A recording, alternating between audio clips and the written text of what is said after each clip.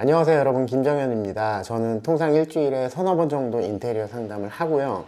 어제도 상담을 했고 오늘도 오전에 인테리어 상담을 했어요. 그리고 전화 상담 같은 경우는 거의 매일 하다시피 하는데, 제가 이렇게 인테리어 상담을 해온 지가 20년 가까이 됐어요. 그럼에도 여전히 상담을 가서 긴장을 할 때가 있어요. 왜 이런 긴장을 하게 되는지 오늘은 이런 말씀들을 좀 나눠보려고 합니다. 영상 끝까지 봐주시고 좋아요하고 구독도 많이 눌러주시면 좋겠습니다. 일을 꽤나 오래 해오면서 인테리어 상담을 셀 수도 없이 많이 했고요. 유튜브나 네이버 카페에 이 인테리어 상담에 대한 노하우를 전달하기도 하고 여기 관련한 전자책도 썼어요. 이런 저도 인테리어 상담을 가서 긴장할 때가 있어요. 물론 지금은 경험치가 많아지다 보니까 임기응변으로 잘 넘기고 돌아오긴 하지만 낭패를 보고 당혹스러웠던 적도 있죠. 몇 년 전 은행 인테리어 상담을 갔었는데 실제 미팅을 하기 전에 전화로 사전에 한 두세 번 정도 이야기를 나누고 막상 만나는 날 가서 보니까 담당자분하고 위에 상사분 세 분이 나오셨어요. 나오신 분들을 보니까 갑자기 현타가 왔어요. 내 준비가 좀 빈약한 것 같다 이러면서 막 긴장이 되기 시작하고 손에 땀이 나더라고요.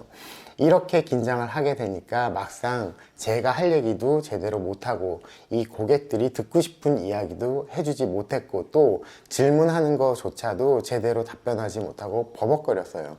이럴 때 결과는 굳이 말씀을 안 드려도 예상이 되죠.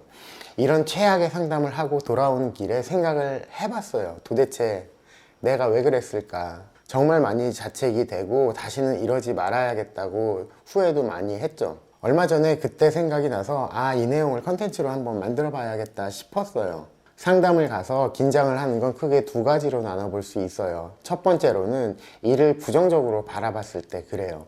우리 회사의 주력 분야도 아니고 어차피 이 일을 수주해봐야 과정만 힘들 뿐 크게 이득이 없을 것 같다, 이런 예상이 되는 경우가 있는데, 이럴 때는 얼른 시간만 때우자는 생각이 스치듯 지나가요. 근데 이 스치는 데서 끝나는 게 아니라 이런 생각이 머릿속을 지배하게 되죠. 뭘 물어봐도 어차피 안 될 일이라고 생각을 하니까 성의껏 답변하지 않고, 이렇게 성의껏 답변하지 않고 성의껏 대하지 않는 태도가 저 스스로를 긴장으로 몰고 가서 결국은 저를 벙어리처럼 만들게 되더라는 거예요.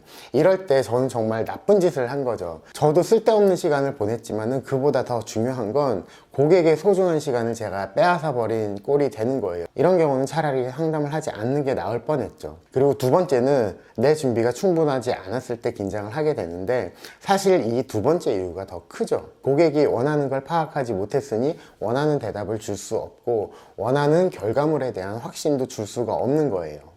준비한 자료가 빈약하니까 성의 없어 보일 것이 뻔하고 이 성의 없다는 것에 대해서 스스로 한없이 작아지기만 해요. 하고 싶은 말, 해야 되는 말도 제대로 하지 못하고 돌아서는 경우가 있었는데, 이런 경우에 고객은 100% 알아차리는데 만약에 나쁜 고객이라도 만났으면 고객에게 질질 끌려다니기도 해요. 상담 전화가 오면 대부분 간단한 질문을 주고받은 다음에 미팅 약속을 잡게 되는데, 이 미팅 약속에 가기 전까지 기존의 동종 업종에 대한 도면도 찾아보고 자료도 찾아보고 또 비슷한 사례의 상담건도 찾아본 다음에 고객을 만나게 되면 내가 고객과 할 이야기들을 미리 예상해 볼 수가 있어요. 그리고 이 공사에 비용이 얼마나 들어갈지도 사전에 검토해 볼 수가 있죠. 이렇게 충분히 검토하고 사전에 준비를 하고 미팅 자리에 나가면 그 누구하고 상담을 해도 자신감이 넘칠 수밖에 없어요.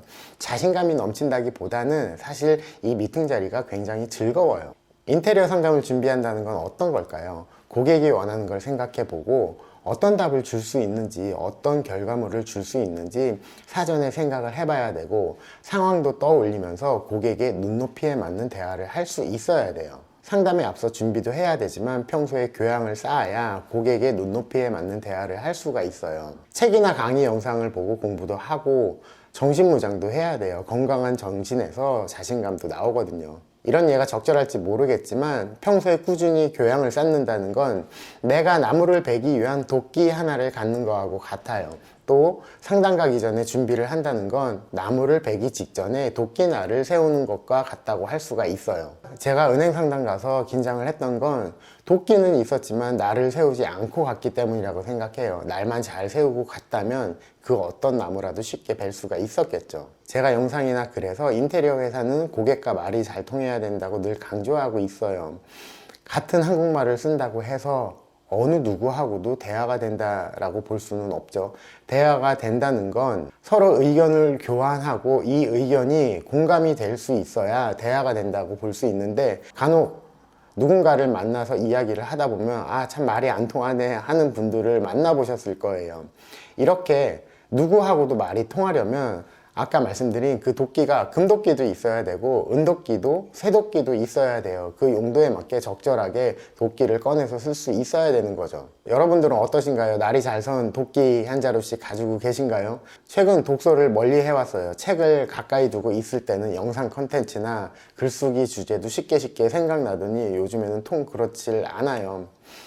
매일 밥을 먹어야 살 수 있듯이 꾸준히 일을 하기 위해서는 머릿속에 매일 새로운 정보도 넣어야 되고 가슴속에는 매일 새로운 열정을 넣어야 된다고 생각을 합니다. 영상 편집하고 그동안 손 놓았던 책을 좀 봐야겠습니다. 오늘 영상은 여기까지 할게요. 감사합니다.